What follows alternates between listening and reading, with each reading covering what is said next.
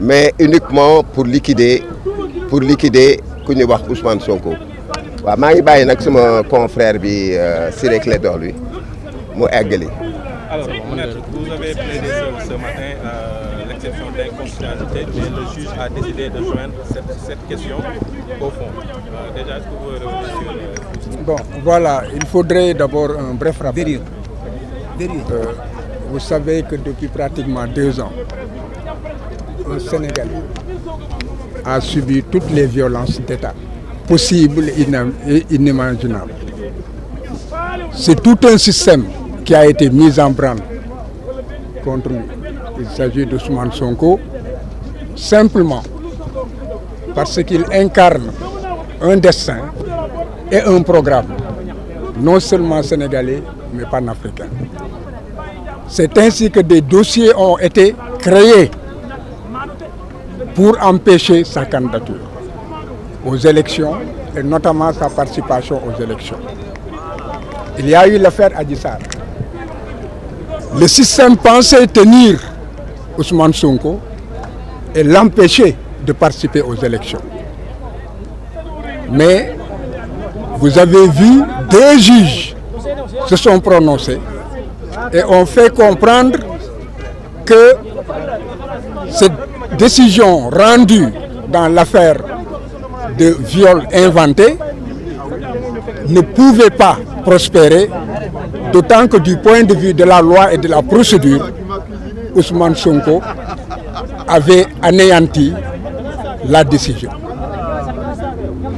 Ensuite, un homme politique a porté plainte.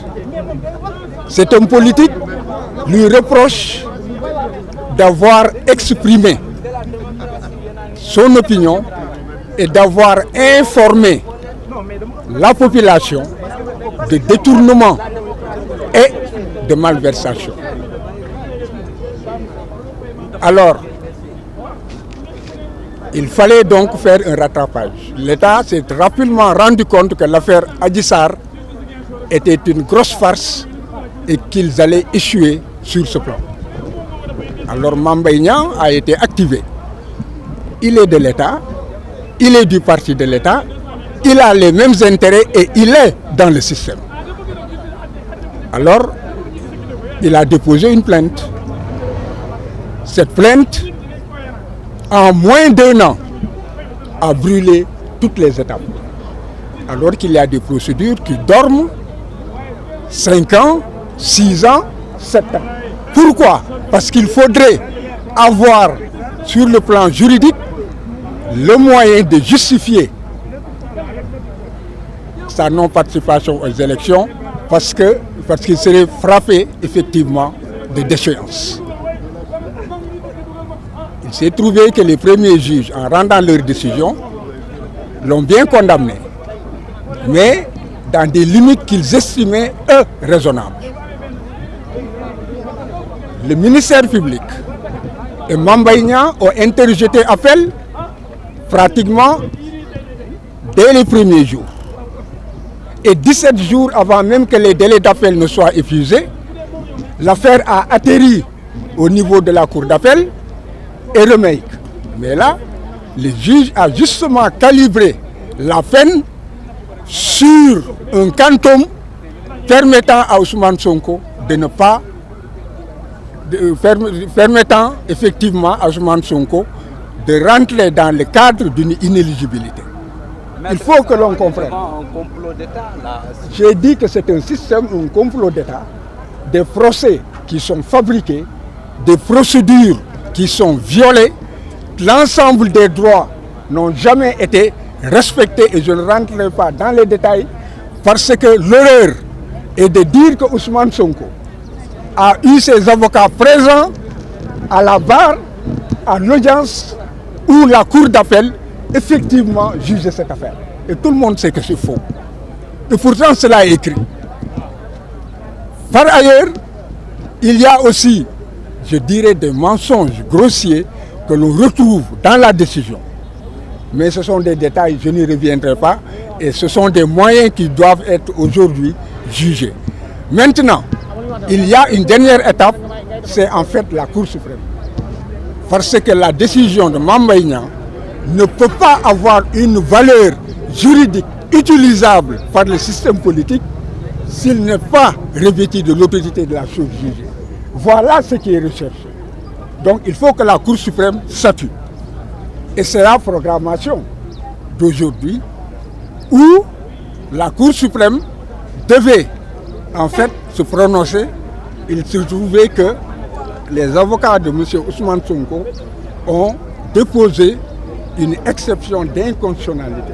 Et c'est la loi qui dit que devant la Cour d'appel, vous pouvez soulever une exception d'inconstitutionnalité, vous pouvez aussi le faire devant la Cour suprême.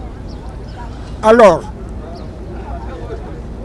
la conséquence, c'est que la Cour suprême ne peut pas, en droit, aujourd'hui, rendre sa décision. Elle ne pourra rendre sa décision que dans un mois. Donc, la question des candidatures sera dépassée. Et c'est pourquoi, aujourd'hui, tout le monde est en alerte pour savoir est-ce que la Cour suprême va respecter la loi sur le Conseil constitutionnel, sa propre loi organique, sa propre jurisprudence, où elle dit que si, au cours de l'instance, une exception d'inconstitutionnalité est soulevée, elle vérifie seulement sa compétence, la recevabilité du recours formé devant elle, puis, après cela, elle a l'obligation de surseoir à statuer et de renvoyer le dossier au niveau du Conseil constitutionnel. Et le Conseil constitutionnel aussi, dans sa jurisprudence, a dit que la Cour suprême doit veiller à vérifier ces deux éléments, la compétence et la recevabilité. En dehors de cela, elle n'a aucune compétence. Donc, moi, en toute honnêteté, je ne sais pas, je ne connais pas cette procédure actuelle qui, en fait, est en cours. Parce que joindre l'exception au fond, cela veut dire que tout sera examiné par la Cour suprême. Alors que la Cour suprême a déjà examiné sa compétence. Si, en fait, elle ne l'avait pas examiné, l'audience ne serait pas tenue par une simple ordonnance. Elle aurait effectivement évacué la question. La Cour suprême a réglé la question de la recevabilité du point de vue de sa loi organique. Parce que si, en fait, il y avait la déchéance ou la forclusion, la question de la recevabilité du recours se posant par simple ordonnance, la Cour suprême aurait effectivement notifié aux parties la déchéance ou la forclusion. Elle ne l'a pas fait. Donc, du point de vue procédural, aujourd'hui, la Cour suprême sait que ces questions sont évacuées et qu'elle devait, après le rapport, entendre les parties sur l'exception d'inconstitutionnalité et maintenant renvoyer devant le Conseil constitutionnel en sursis avec un sursis à statuer. Donc, pour l'instant, les avocats de M. Ousmane Sonko ont plaidé. En ce qui me concerne, je ne suis pas entré dans le fond, je m'y refuse, parce que du point de vue de la procédure, pour moi, c'est une absurdité. Et c'est un piège aussi à con. Elle doit se prononcer sur l'exception et on saura quels sont ses arguments. Maintenant, il y a une pause, ce seront les avocats de la partie civile. Ensuite, le ministère public, il n'y aura pas de réplique. La Cour rendra alors sur le siège sa décision ou bien elle fixera une date de délibération. En tout état de cause, je ne suis pas rassuré parce que du point de vue procédural, la pratique d'aujourd'hui, je ne la connais pas. Voilà. Parce que gis nañu ne dugal ngeen exception d'inconstitutionnalité mais juge bi dafa décidé ne da koy boole fond. waaw léegi liñ ciy wax moom moo di que ñëpp xam nañ ne que état bi lu ne mu ngi koy def pour Ousmane Sonko bañ a dem élection ci loolu la sant ay complot bu njëkk bi moom moo di complot Adji Sarr wante complot Adji Sarr ba mu jógee ak ba ñu gisee ay déclaration yi Adji doon def ak li ñu xam ci dossier bi leeroon na leen ne que lii du mën a def ci kaw loolu ñu jóg ci li nga xam ne que Ousmane Sonko ci benn déclaration dafa ne que am na benn rapport boo xam ne que dafa jàpp Mame Mbaye Niang maanaam ci gestion ba nga xamee ne que moom mu ngi yore woon Prodac